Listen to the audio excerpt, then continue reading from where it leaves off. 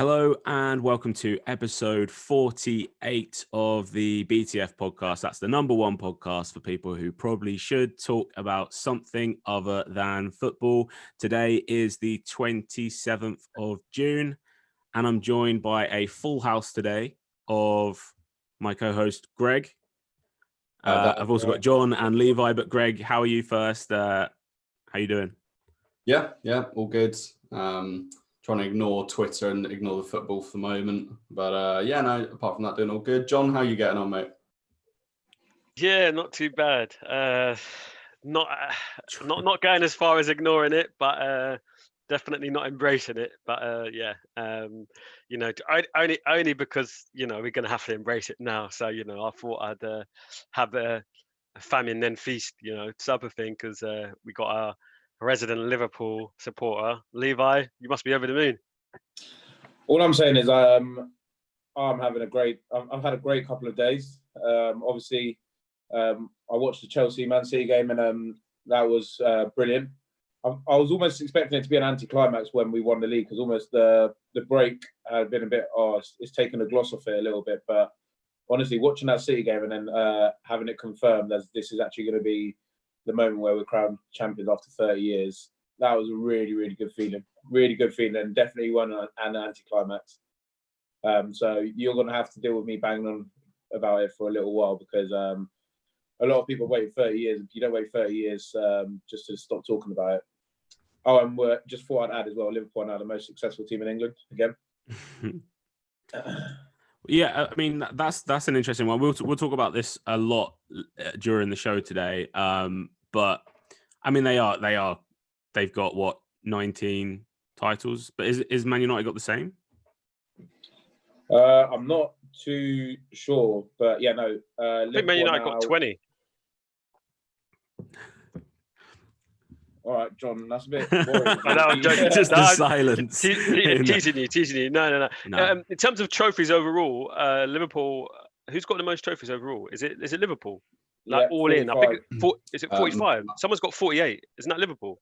I looked at it the other day. Someone's got 48, then someone's got 45, and then I think United have 45. And Liverpool got 48. Three or four more. Yeah, so I think Liverpool got 48. United have got 45, and then there's a massive drop to like 35 or 30, and that's Arsenal. It's a massive drop, which I don't think anyone will be closing anytime soon in terms of trophies. I've got the numbers. I've got the official numbers here. So Liverpool got 43, which is 19 league titles, 8 League Cups, 7 FA Cups, 6 European Cups, and 3 Europa Leagues. I think the one I saw was counting all those other ones, World Club Cups and other bits and pieces. It counted 48. I think it was 48. All those extras. Well, without those, Liverpool got 43, and Man United have got 42. And then Arsenal have got 30 in third place. So yeah, no one's going to be catching United and Liverpool in the next probably 10 years.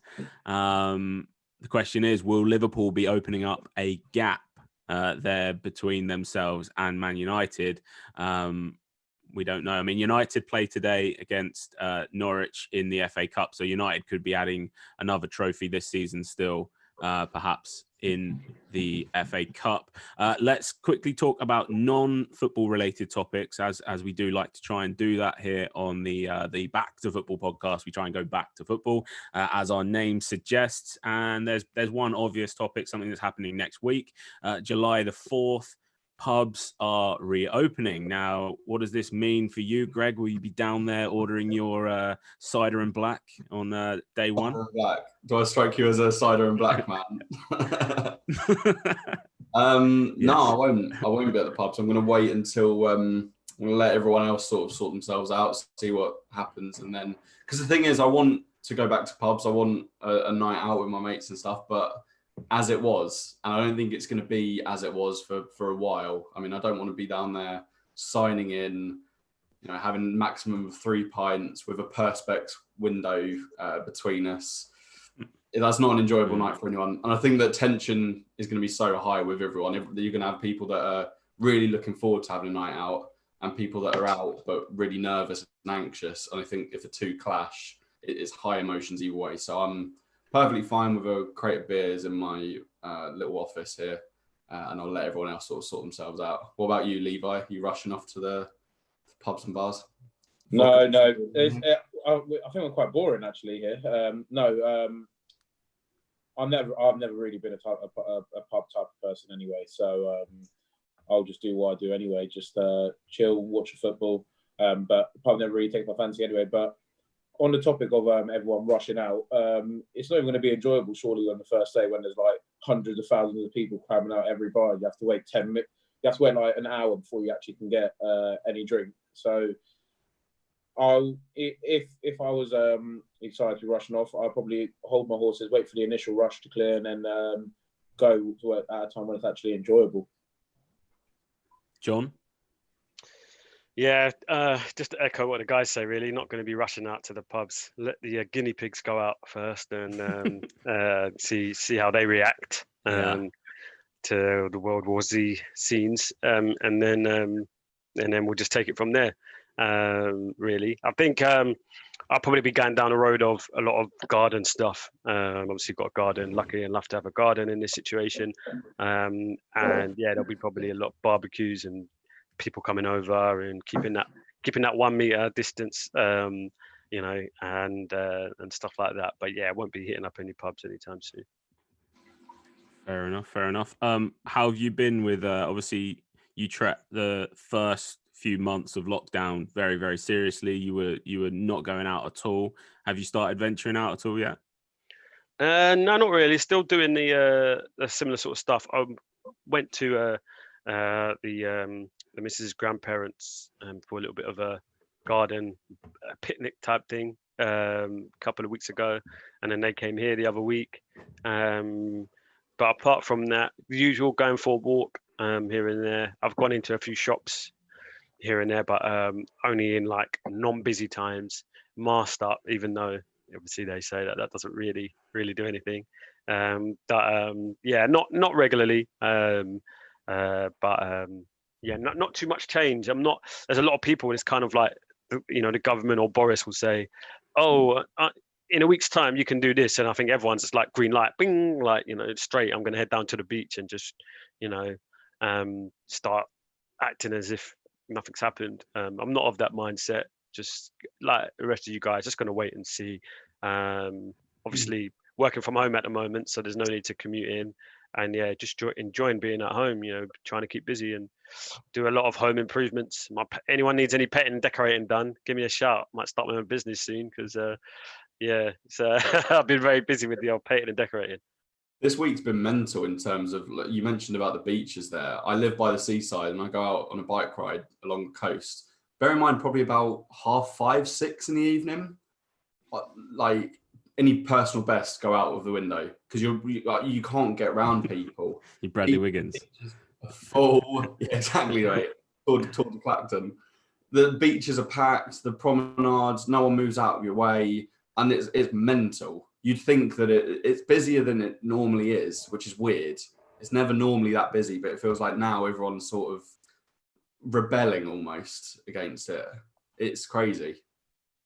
Yeah. Well, interestingly, I was talking to a friend yesterday who, or actually a friend of the show, James, who lives out in Texas, and they'd kind of reopened everything sort of a month ago or 6 weeks ago, and their hospitals, fucking hell, I don't know if you can hear that. There's a load of notifications coming through on my laptop.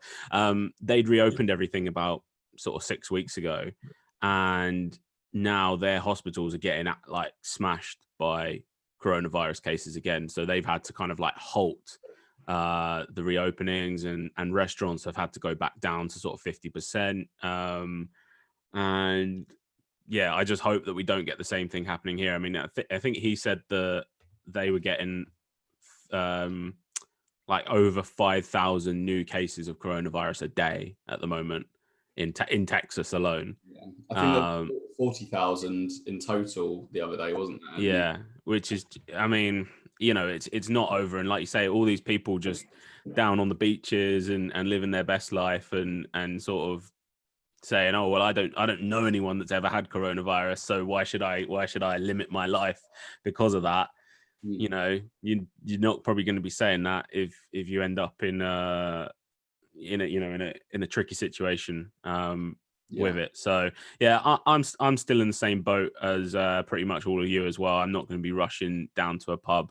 I found it quite weird actually, all this takeaway pints business, because it's just, you know, you walk through where I'm in sort of southwest London, and there's just people sitting around on the streets just drinking pints, and it's just weird. It just looks weird. Like, what's the difference between that, like standing maybe like 100 meters down the road from a pub outside someone's house drinking out of a plastic cup?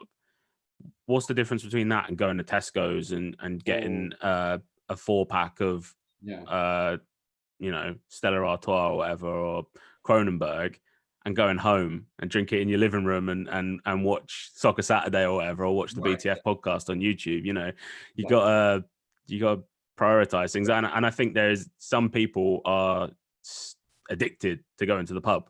You know, the pub is their life. It's such a big part of their life that they can't wait to get it back. And even just having some semblance of that by standing, you know, 100 yards down the road from the pub makes them feel like things are back to normal. But I wouldn't want people stood outside my house. I'm put it that way. It infuriates Drinking pints, throwing the plastic cups in my front garden. No, not for me. Not for me. The amount of rubbish. You never know. They might even take a shit in a cup and leave it in the front Exactly, garden. Levi. Exactly. Yeah, speaking from experience. The thing that infuriates me, and I don't know if any of you saw Eddie Hall. He wrote to World's Strongest Man for the UK. He wrote an open letter to MPs saying, how can you open up the pubs, expect everyone to play by the rules when they're inebriated, but still not open any fucking gyms? It's doing my head in. The fact, like, you look at a gym and they can be very nice open spaces. There's already a built-in signing in, signing out sort of system in place. Typically, the people that go to gyms are healthier and care about their health, so they're going to be a bit more careful, rather than a tiny little English town pub that hasn't got a big capacity, isn't built for social distancing, and you've got a load of drunk people in there. I'm infuriated by it. I want to go open the fucking gyms. Yeah. You know what? I agree with you there. I think that's just ridiculous. And gyms are, like you say, they're set up for it already. All they need to do is limit the amount of people like they do with certain shops, and just say only X amount of people, and then provide a whole load of sanitizer sprays and rags for people to clean up after themselves. And that's it. There's no reason why they shouldn't open the gyms. Doesn't make any sense. Well, people go to gyms, they wear clothes in the gym, they get changed in the locker room, and then they leave with different clothes maybe. You know, you can implement a system like that easily. And if you think about it in terms of like a mental health aspect, if people are struggling during lockdown, if you open the gyms up, that'll boost everyone's mood. It'll help them out. If that's the way that for me personally, that would boost my mood incredibly. I'd be in there 6 days a week, 7 days a week. The pubs are open. It's not good if people are going there as an escape, or as definitely get out of the house and go and neck a load of pints. This is just a hot take. It's worth anything, but... John, we've got John Aldino in the comments. What's he saying? He said that he went to Myrtle Beach in South Carolina a few weeks ago and it was dead. But actually, Myrtle Beach, what's that a reference to? What's that been in that we've covered on this show before? Myrtle Beach? No. Is it Too Hot to Handle? No, close. Oh, another Netflix show. Who was close? Me or Levi? Levi, yeah. Myrtle Beach. Tiger King. Yeah. Myrtle Beach is Dr. Bhagavan Antal. Myrtle Beach Safari. That's where he's based. So we need to get John Aldino. Man, you love it. John Aldino, if you're watching, we would like you to do an inside expose on Myrtle Beach Safari for the BTF podcast. So want you to go there and do a little vlog. Live vlog for us. I bet it's expensive to get in there. Probably, yeah. Yeah, but I'd love to see what happens in there. Yeah. I don't know if you would. Yeah, the doc coming out on his big elephant. That really puts a timestamp on all of this quarantine lockdown, doesn't it? When you think back to Tiger King at the beginning of it, that was like oh, it's all right, we'll get through this. We've got time. Now. Brilliant. Blimey, that was a while ago now, wasn't it? Yeah, it was. Yeah. We talked about it. It's definitely getting to the stage now as well where there's, I mean, they've run out of EastEnders episodes. Is that right, Levi? Oh, you know what? I've stopped watching it. I just stopped watching it. I just stopped. They start running out of loads of shows. They run out of like Emmerdale. Like the oldies are fuming surely because they've had to like cut it down to 3 days, 3 episodes like a week. Have they actually run out of EastEnders? I didn't see that one. What are they doing? Are they just not playing any? Because they cut it down, didn't they? Yeah, they cut it down to 2 or 3 a week. And they still run out. Yeah. It's just not being aired. Is it just not being aired? I think Coronation Street have started refilming. Okay. John Aldino's just said that he went to the Tiger King's pop-up and took pictures with a liger and a monkey. So he's part of the... He's part of the problem. Not part of the solution. He's part of the problem. But yeah, Coronation Street has started refilming episodes, so maybe they'll be back first. People are having to go back to work. Like quite a lot of people are having to go back to work, and obviously, whether we like it or not, slowly but surely they're moving forward. Like I've obviously had to change jobs and stuff like that, so I'll be going into work in like the next 2 weeks. So yeah, no, it's an interesting time I think for like people. Because it's almost like, well, how can you be expected to go into work and like almost live that aspect of life normally, and then not live other aspects normally? Not socialise. Yeah. So it's going to be an interesting time, but yeah, whether we like it or not, we are moving forward slowly but surely. Yeah, I think it's just all about actually just making that sustainable progress and not suddenly jolting back to an even worse situation. So I think like. Slowly but surely is got to be the new Dominic Cummings government motto. I think in the next round of propaganda. Right, let's go back to football. Let's first of all then talk about the newly crowned champions of England. Can't see it. There's all that blue all over it or something. There's all blue. Yeah, we should have done Chelsea blue or something. A red background for today. Yeah. But yeah, Levi, you're the tech side. Why did you not sort that out? Well, we know you're more of a blue. You're more of an Everton fan, but so this background is just taking the piss because Man City, isn't it? Man City, yeah, Man City and Everton. It's Man City. We're just getting ready for our Guard of Honour on in a week's time. So talk us through it. Talk us through your feelings around this season and finally. You know what? Weirdly, I don't know if there were any Liverpool fans out there that had the same mindset as me, but I almost wanted Man City to win the other day against Chelsea because I just thought the crowning moment when we played Man City and then actually went out there and beat them would have just been that little bit sweeter. But obviously, once Fernandinho had handballed it and got that red card, utter stupidity, I almost had to start coming to terms and accept the fact that okay, this is happening tonight, and this is probably the moment that almost didn't feel real, but the closer and closer the full-time whistle, when we got to the full-time whistle, the excitement just started building. So really nice to see the scenes as well of Jurgen Klopp's interviews, and it was just nice, almost just to be like, I think I don't know, the guys on BT Sports said it's a bit like a fresh start now because all of that chat that you haven't won a Premier League in 30 years. That's all gone now. So everyone that wants to have football arguments, I'm all ears now because no one can say anything, especially not this season because we've won it with 7 games to go, and no other team in history has done that. So, I'm living life. I'm loving it. I'm loving it, and I'm already looking forward to the next season. Yeah, I mean, I don't know if you saw. First of all, Jurgen Klopp. What a manager! Like this guy, what he's done at Liverpool is incredible. He's taken a great club, and he's actually made a difference there. And there's been so many managers that have come into Premier League clubs and tried to do things and just not had the impact that he's had. Even at Liverpool. Managers have come in. No, absolutely.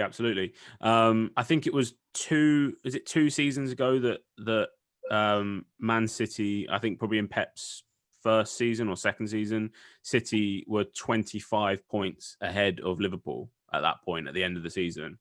And now, obviously, it's like 23 points, I think, now, the difference between them. So you're looking at roughly like a 50-point swing, during the Klopp era. And I know, we looked at the stats before the show today, and City have lost 8 games. Is it, Greg, this season? 8 games, yeah. Which is obviously, I think it's been their form against the top 6 has been particularly bad. But even still, like that consistency in the Liverpool team this year, and actually running with that momentum, and I think, do you know what, a little bit of it was probably the heartbreak of last season, having such an amazing season and still not winning. I think they really kind of used that to their advantage and just, took that pain and just went forward with it, and just they never really dropped the ball this season. Sorry, go on, Dan. Go on. I just want to say that, obviously last season, amazing like season. To come so close again was obviously just like a gut-wrenching feeling, knowing that we could do it. And I think it's just like a continuation really this season. We're only losing 1 game so far to Watford. Unfortunately, that obviously ruined our unbeaten run. But it just goes to show, like, a lot of people probably will say, like, oh, Jurgen Klopp isn't one of the best managers.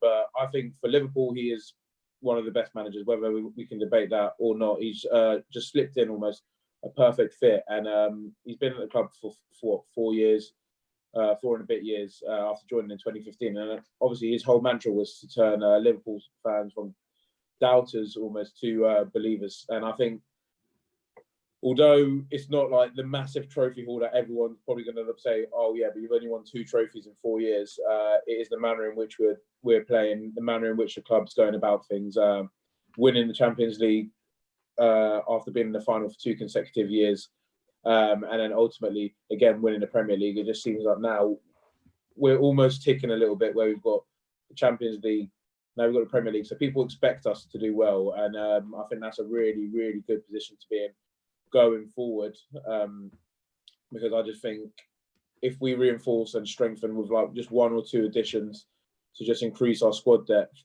then I don't think there's any reason why we can't emulate something similar in the season to come. Yeah, unlike our unfortunate Greg here who supports Spurs. What I was going to say was, no one will ever say, if anyone out there is saying that Klopp is not top 3, arguably top 1 manager, they're just hating. And obviously that's coming from an Arsenal supporter. I mean, it's almost like him. He seems to galvanize his teams. Okay, they come runners up. Next year they win. They come runners up. Next year they win. So he's obviously instilling such a winning mentality into his squad, and that's just incredible. You look at the Champions League and you thought, oh well, that's it. Just like it was for Arsenal. You get to the final, you lose, and that's it. You're not going to come back. And they came back next season even better, won the Champions League. Last season again, you're like, well, yeah, City, get them at bay, and you think, United or Chelsea or someone will come up and Liverpool won't. But no, they put their heads down and they won it again. So I just think that just shows how amazing he is, and he needs to be in the discussion with Pep and all the other great managers, Alex Ferguson of the past, definitely. You didn't mention Wenger.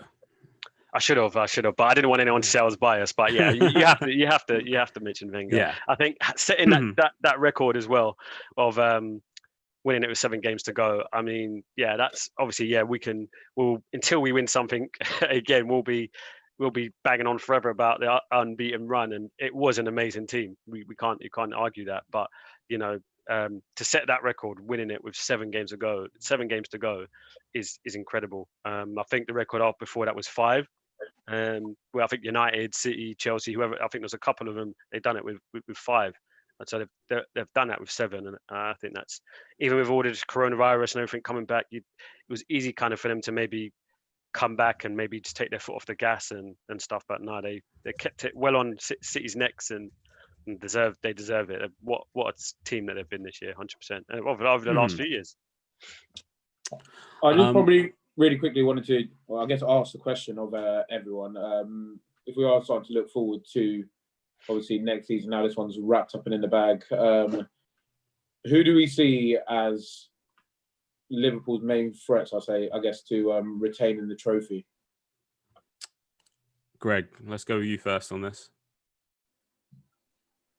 I definitely think that depending on what happens internally, I think Man City will galvanise and they'll start a bit better than they did this season. Depending on what Pep does, I don't know. He might be too tired for it now. He might move off, and they might get someone in which case it will take another couple of seasons maybe to get that culture in. But I think City could. I think that Chelsea are really one to watch. And apart from that, I mean, I don't really see Leicester will probably challenge for Champions League, of course. But in terms of winning the title, I think that Chelsea, Man City, and Liverpool. I agree. No, I agree. I can't see anyone else. I think the rest of it will be a battling for top 4 places. United, with their new signings. Yeah, but I'm not sure. They need a striker. He's off. But yeah, I think they're a few years off. I think they're a couple years off. I think Arsenal are probably like 10 years off. I think we'll be talking that Liverpool talk soon in a few years. 30 years, unbeaten run, 30 years. They're so far off. It's unbelievable. I think Wolves have more of a chance of winning the league in the next 10 years than Arsenal do. So I mean, everything can change. Investors, signings, people leaving, managers play a big part. I just think with Pep and Klopp, I know they're not going to be there forever, but where do they go from here? Where does Liverpool, one of the best clubs in history, let alone just the Premier League? Maybe he could go Barcelona, but I'm not sure. I don't think he would. I genuinely don't think he would. So I'm not sure. It just kind of depends. But yeah, I think for next season, definitely for the next 2 seasons, I can't look anything past City, Liverpool, and Chelsea, in my opinion. Yeah. What I really quickly wanted to say is I think Man City will have a bit of a dip next season. That's obviously, again, as Greg said, pending the way obviously things go internally. But if their Champions League ban takes effect and Pep decides that he's actually going to leave, I think we could see a bit of an exodus of players wanting to leave Man City and set off for pastures new. I just feel like I've always had this weird theory with Man City as a club. They just don't feel like one of the great clubs yet, because I don't think they can be considered as one of the great clubs yet, because they haven't. Obviously, a lot of people probably slate me for saying this, but they haven't done it for that extended period of time and almost had that rich history of consistent winning. But it's just that controversial element of we're going to throw all the money at it we possibly can and then become one of the greats. But in saying that, I think obviously Chelsea will challenge probably next season, especially if they can add Havertz to the mix at Chelsea. But also, I actually reluctantly would want to say Manchester United. I just feel like I can feel a little bit of a resurgence coming along there, and I feel like they will strengthen again come the time and buy players. And I feel like Pogba's almost swung his head back round into the Man United almost direction, and he's actually going to be focused on it and work well with Bruno Fernandes and any signings that they decide to bring in. So I feel like Man United will be a lot more tougher opposition and might be able to throw their hat in the ring almost, potentially a 3rd, 4th place team, I think, for next season. But who's to say that they can't push up a bit higher? I think, in my opinion, I think Chelsea are the biggest threat next season to Liverpool for the title. I think if you're looking at managers, I don't think Solskjaer has what it takes to motivate a Premier League winning title. Like as good as he is, or, as much of a legend he is at that club, I don't think he's the man. He's nowhere near the caliber of Klopp and Pep and Ferguson, Mourinho, like all of these Premier League winning managers. He's still learning the game. I just don't think United with Solskjaer win the league anytime soon. I do think, on the other hand, that Frank Lampard is someone that has shown genuine kind of pedigree this season as a leader.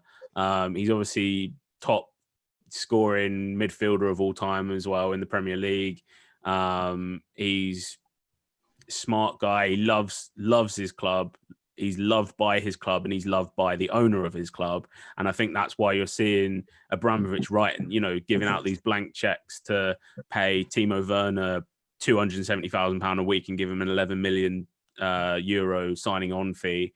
They've got Ziyech coming in. Pulisic is looking like he's becoming the real deal. I mean, that breakaway goal where he robbed Mendy and then slotted it in the far right corner. That was a brilliant goal. And I think, there's exciting things to come from him.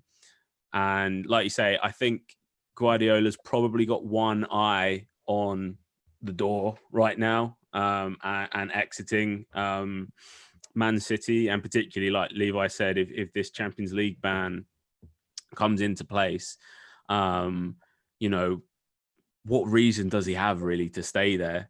I don't know what his family situation is, but I'm pretty sure all his family are back in Barcelona and in Catalonia in some degree. He's obviously had a difficult year this year as well, losing his mother to COVID-19. I personally think that the roadmap ahead for Guardiola is that he will be Barcelona manager again after he's City manager. I think Barcelona will be. He'll return there and help kind of rebuild them into a dynasty in the kind of the post-Messi era. But yeah, I think there's still probably a last dance there as well for Mourinho.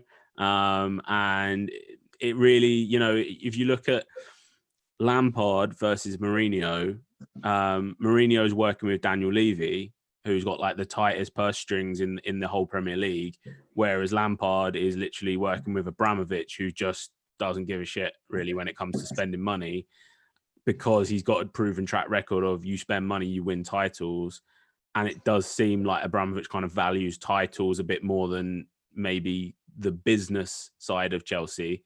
Whereas Daniel Levy is very much a traditional CEO that cares more about balancing the books and making profit and making sure the NFL have a good time when they come to town and line those pockets of all the shareholders than actually winning titles, which is a shame to have that as your default position as a club, that actually you're more of a business than you are an entity that's going out there to try and win things.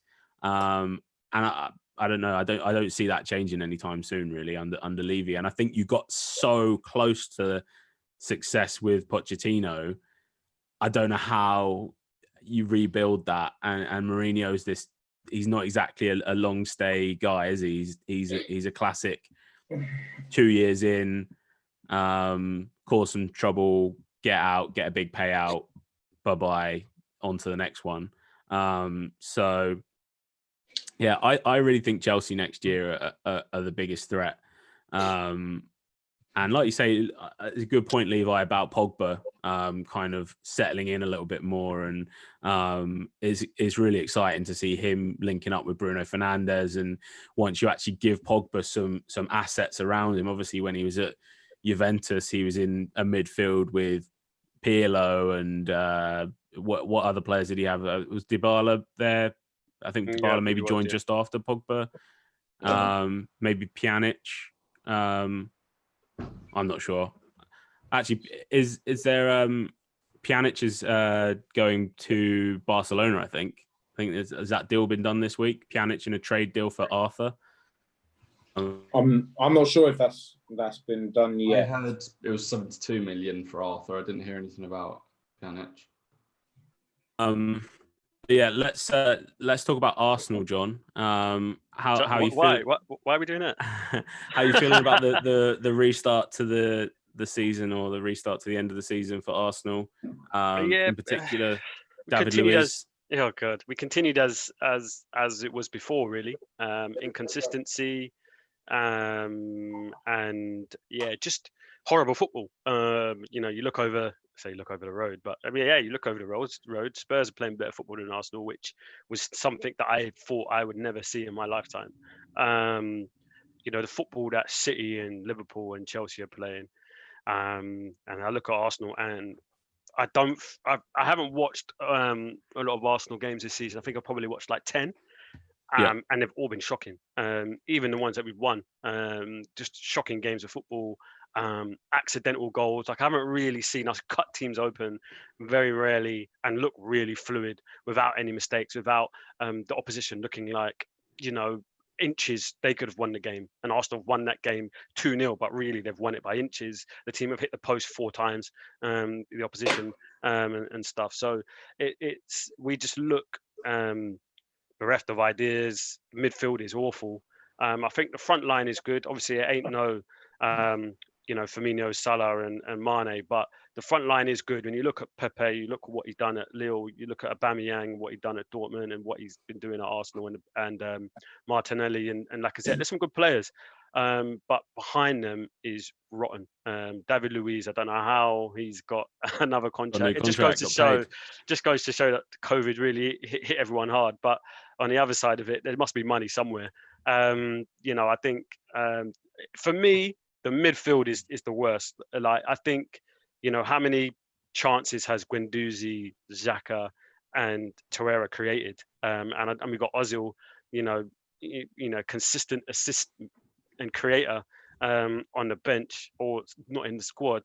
And we've got no creativity from midfield. I mean, you look at Fabinho, he's making decisive passes, when he plays. When Wijnaldum comes in, he gets goals, he makes decisive passes, let alone talking about Bernardo Silva and De Bruyne. You look at Arsenal and you think, what does Xhaka actually do? Apart from get sent off every couple of weeks. Torreira, a bit of rear coca, a bit of sideways here, sideways there. And same for Guendouzi, he just fouls people. So there's not any creativity there, which means we're constantly relying on Aubameyang and Lacazette and Nketiah to get goals and hoping that David Luiz doesn't boot it into his own net on the other side. It is comical. I don't really know what else to say, but it's upsetting. I'm genuinely not joking when I say John, this. do you think Go on, Greg, go on. Greg, are you alive? Can you hear us, Greg? Sorry, I've got a little bit of go on, Greg. John, do you think that with the re-signing of David Luiz, it shows a real lack of ambition from the club, and it shows that they're not wanting to let go of the dead wood, as you say, and they're sort of sticking to their old ways? And do you think that there's any indicator in that? Because Arteta, you looked at him and thought, right, okay, he's going to rejuvenate the team, but it's not a great look straight off the bat, is it? No, definitely. Arsenal, signing, I don't really see why. I mean, he hasn't really set the world alight. I think that signing, I mean, it's very obvious to see. I mean, yes, he's a winner. He's a Champions League winner at Chelsea, he's not a bad player. But it was clear to see towards the end of his Chelsea days that, and even at PSG, that he's prone to a mistake. I had a conversation with John Ardino actually, and I was like, when we signed him, I was like, and then Cahill went to Palace. I was like, why the hell didn't we sign Cahill? Somebody that's been in the Premier League for a long time, a leader, somebody that actually likes to defend, not just mess about with the ball. You can never really look back at Cahill's career and think, oh yeah, he's had a bit of a calamity. He's week in, week out. That's just not what he does. But what John Ardino was saying was that for Arsenal, they're still in this kind of mode of trying to sign sexy players, even though they don't need sexy players. They need some good functional players. Yeah, sometimes we bash Henderson and stuff and think, Henderson, Vieira, what are you talking about? But Henderson was very functional. He does the basics in the game very, very well. And I just think us buying David Luiz shows that we were just trying to have a sexy signing, somebody that can play football, but that's not what we needed. We actually needed somebody that can control that back line and defend properly. And yeah, if the money's not there, or they're being tight with the money, I don't know why they didn't get Cahill, or go get someone like Dunk, or someone from someone else who can actually defend and loves defending. And yeah, it just goes to show they're trying to make these signings that we don't need, like Pepe. I don't think we needed a Pepe, and it's just not working. So it's just a bit rotten. Shall I tell you who I think will probably be a good fit for Arsenal in terms of looking for a bit of midfield creativity, a player that can actually functionally do a lot of things well, and probably, as you say, John, isn't a very sexy signing. I genuinely, Adam Lallana, I think he'd probably slip into an Arsenal team and probably do a better job than half the midfielders that Arsenal currently have as well. Because you've got Guendouzi in there talking about he's on 40k, trying to rile up the Brighton players with the money, instead of actually focusing on the game he's actually meant to be playing. And honestly, as you say, Arsenal's midfield at the minute is either they're unhappy being at the club, or when they do get a chance on the pitch, they do very little to show for it. They only beat Southampton the other day because goalkeeper there gifted them a goal, and then after that, Southampton are left chasing the game. But I agree with you in terms of signing players who are not necessarily the big names in football, but they are the players that need to do the basics right and do them well. And I think a player like Adam Lallana will probably be something that Arsenal fans should probably look at and actually consider as, he could actually do a really good job and put a really good shift in. I don't disagree. He'd be able to go to a mid-table side and do really well, wouldn't he, John? You know what, yeah, I can't. Do you know what, yeah, back in the day, I do miss, being at university, arguing with people, because I really felt that I had a foot in the argument. But unfortunately, these 10 years on, I don't. So I am. You take those L's. Yeah, got to take those L's, take it on the chin and move forward. But no, I agree with you. 10 years ago, if we were talking about signing a player like Lallana or Willian, I'd have been like, why? Why are we doing that? Why are we taking Liverpool cast-offs and Chelsea people that Chelsea don't want anymore?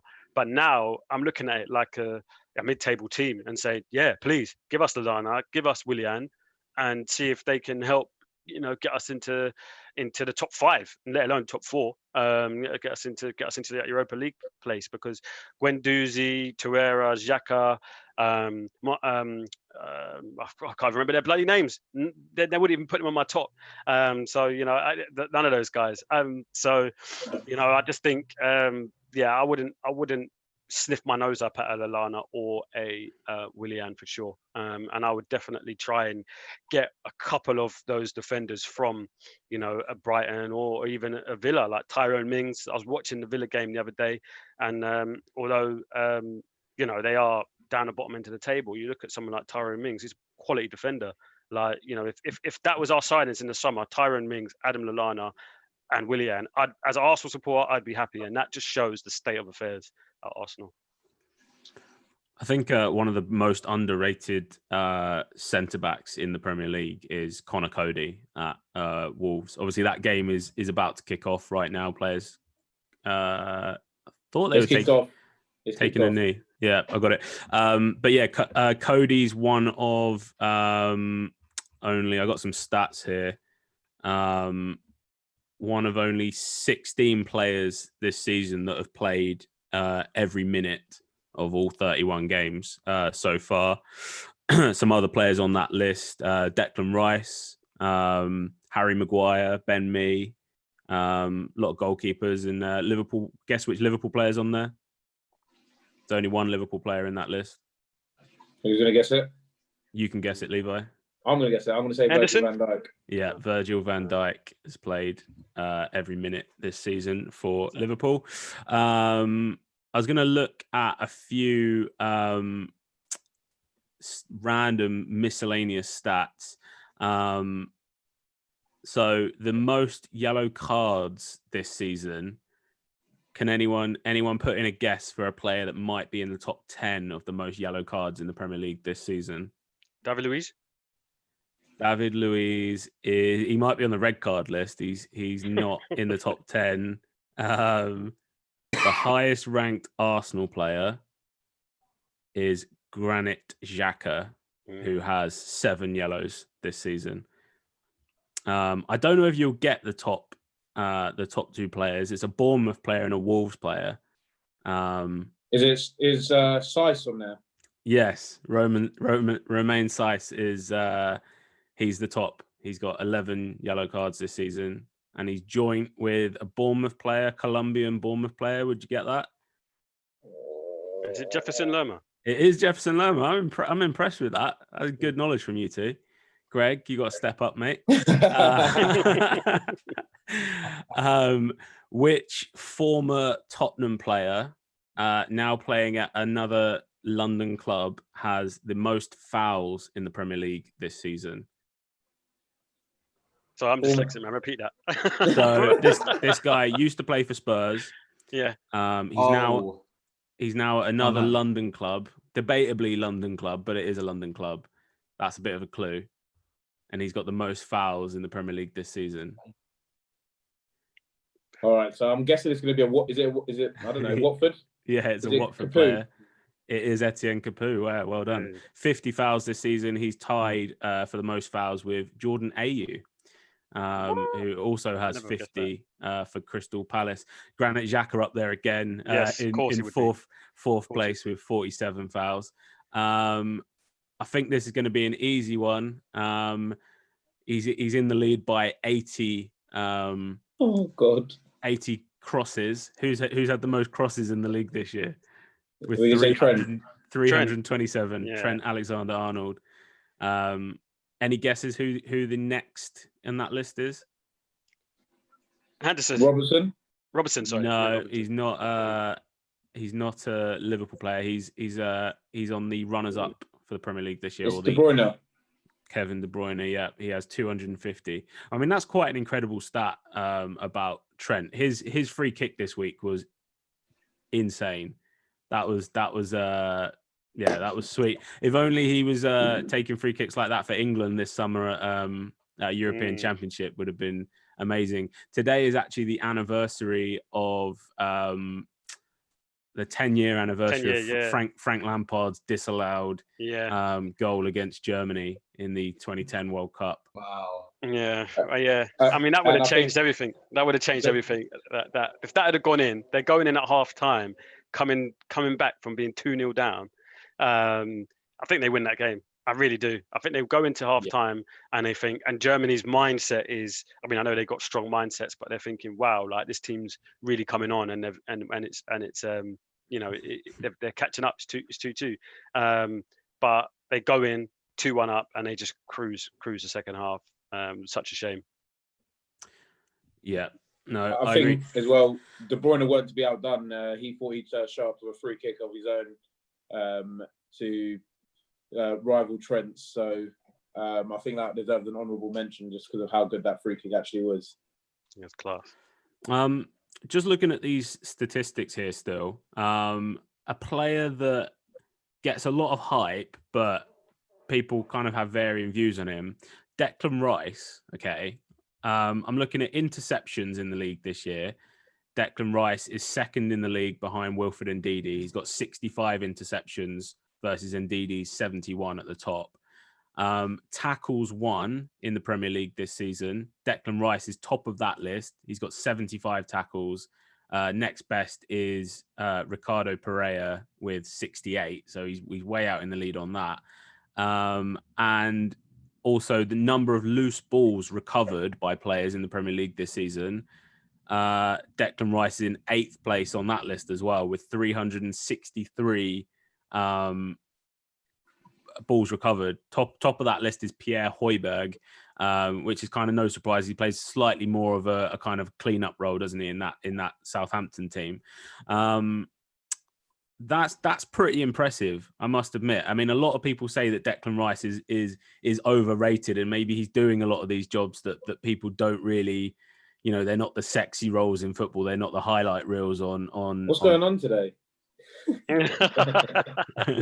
Overuse of the word sexy. When they can. Over sexualization of Declan Rice. But yeah, he's clearly getting up there on statistics. Is he someone that is due a move away from West Ham to maybe one of the top clubs? I think anyone is deserving of a move away from West Ham. Let's be real. I definitely think so. He's a great little player, but I think that the problem would be that if he moved into a larger side like your Liverpool, your City, to some extent United now, there's a risk that he would fall into the background a little bit. And we've seen it happen with players. So I think go into a sort of mid-table club, maybe like an Arsenal or. Say that, yeah. No, I'd take that.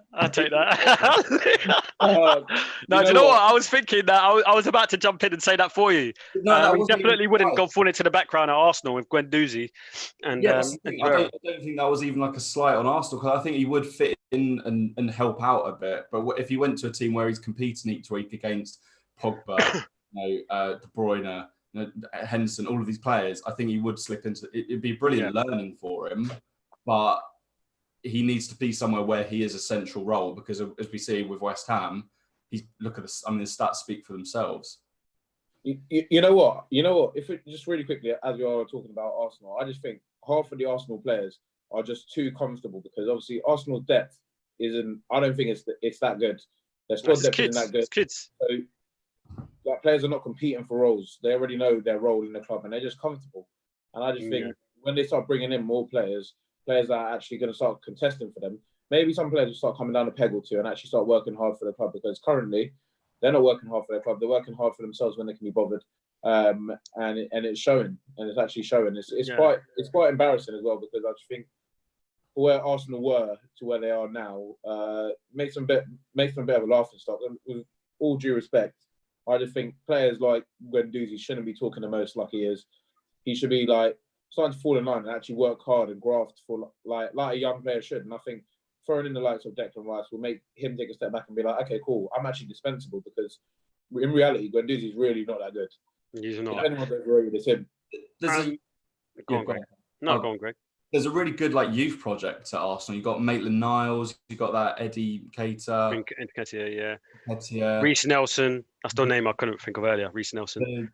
Centre-back. William Saliba. Yeah, he's on loan. He's a good player. What the hell is he doing on loan? Right. Mustafi and if they're nurtured, if Arteta can manage them and tell them, look, you're going to be part of this project in a couple of years' time, work hard and prove yourself, you'll be starting.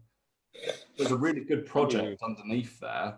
It's just if Arteta can, get players looking over their shoulder to think, right, okay, I need to play out my best, otherwise I'm out of this team. But then you need to be able to draw players into Arsenal, and at the moment, I don't think it's. No. Well, wages is the only really attraction really for Arsenal, because they can pay the wages more than Tottenham say would. So that I think that is the only really attraction. But yeah, that does need. I mean, we spoke about Arsenal. We start taking a step back literally. But you hit the nail on the head. We are the banter club, because I mean, I might be wrong here. There's teams that have been there and slipped out completely into a next division, but it's just the rapidness of Arsenal's decline is just incredible. From winning it, always being top two, sort of thing, in sort of the 90s, and then the 2000s, the noughties, but sort of from 2005. Maybe 2006 got to Champions League final, but yeah, from 2006 it's just been a rapid decline. And you look at some of the players that we've had, and you think no one will really remember them as any special, and that's the sad thing. People like the Nilsons, the Yarbys, Senderosses. I mean, they were never going to win anything, and we've continued of buying those level of players. But it's a sorry state of affairs, really, it really is. But what can we say? I mean, I want to go back to my point earlier when you said about titles. Yeah, I just did a fact check. Yeah, United have more titles than Liverpool. So you've still got 2 more to win. Do you think that will happen within the next 5 years? You'll eclipse Man United's record? Well, in terms of Premier League titles, yeah. You guys have got 18. United have got 20. Arsenal have 13. English top tier titles, yeah. I would probably say in the next 5 years we will equal that, if not go beyond that. I'm being realistic here. I'm not going to say Liverpool are going to be dominant for the next 5 years. I think we'll be challenging for the next 5 years, but I think we'll achieve success probably 2 to 3 out of 5 times. There we go. To add some balance, particularly a stat here for the Aaron Wan-Bissaka crew, defender in the Premier League with the lowest percentage of one aerial duel. So I've got the list of everyone here, and like the top 44 players are either wingers or strikers. But yeah, the defender, the first defender on the list with the lowest percentage, which is a 32.6% of aerial duels won that he's gone up for, is that man, probably the best left back in the league, Trent Alexander-Arnold. I'm sorry, is he a left back, right back? Right back. Right back, best right back in the league, but probably it's not part of his game yet. Maybe winning those aerial duels. Let me jump in on that. Trent, I had a debate with my mate who's a Chelsea fan, and he was saying, right, if the World Cup did happen, Corona didn't happen, and we were at the it's Euros now, wouldn't it be? Yeah, Euros. Yeah, sorry. Who would you go for? Would you be Trent or Kyle Walker? And he was like adamant. He was like Kyle Walker, because England at Liverpool, you've got, you know, people that will cover. You've got Henderson. You've got Levi rubbing his chin. You've got Van Dijk, you know, and stuff, who can cover the fact that he might go forward and neglect his defensive responsibilities. England don't have those players. We don't have a Van Dijk. So, you know, his mess ain't going to be cleaned up. So that was his argument to say, I'd go with Kyle Walker because he's a better defender. And England, unless they're playing the lesser teams, when you get to the sort of quarterfinals, the next round quarterfinals, you want somebody who's going to defend, because we might not have the ball as much if you're playing, say, France or Spain or something. So I just want to get you lots of thoughts on that. No digging on Trent, because I think Trent's unbelievable, but Kyle Walker's a better defender, surely. You know what? I'm gonna have to be honest. I'm going to agree. Just the pure fact of I always say it with Kyle Walker, even though he does have a mistake in him, and I feel like that's my reluctance to do it. But he's got the pace to be able to clean up his own mess and track back and defend. So in terms of the defending aspect, I do believe, I just feel like Trent's a perfect fit for Liverpool in particular, and Liverpool specifically, and that's why it works. But I don't think Harry Maguire will be able to clean up a mess effectively as Van Dijk does for Liverpool. When you say Walker has a mistake in him, I still kind of hold him responsible for that Croatia goal. Who was it that scored it? The Mandzukic goal in the last World Cup. I think it was Kyle Walker's went to sleep for it was 1 second of misconcentration, and Mandzukic snuck in behind and ruined the summer of 2018, and we had to all fall back on Love Island that year, which was shameful. But yeah, I would rather have Trent in that team, to be honest. I think he offers so much going forward, and his passing range and everything. I just think, I think Kyle Walker's a superb player, but I think the future is more of a conversation between Wan-Bissaka and Trent rather than Kyle Walker now. But yeah, that's Greg. I don't think that we should have got rid of Kyle Walker when we did. I can't really recall if it was. I think he wanted to leave more than we wanted to let him go, I think, but. I mean, he's got a mistake in him, as you say, but I think he can be solid, and when he's motivated, he does play well. But yeah, World Cup, I don't know. I think with the England team, we need freshness, we need new ideas, we need passion, and I think that Trent, as he's playing at the moment, I'd have definitely put him in the Euros team this year. Yeah. Cool. All right. Well, we'll leave it at that for BTF 48. As always, boys, thanks for joining. Fulham are playing today against Leeds. I'm going to be off to watch that game in 2 hours' time, and I'm going to watch Aston Villa versus Wolves, which is on now. So yeah, thank you for being on the show. You enjoyed it? Yeah, 100%. Yeah, as always. All right. I've loved it. Nice. All right. Well, we'll see you guys next week. And as ever, thanks for watching.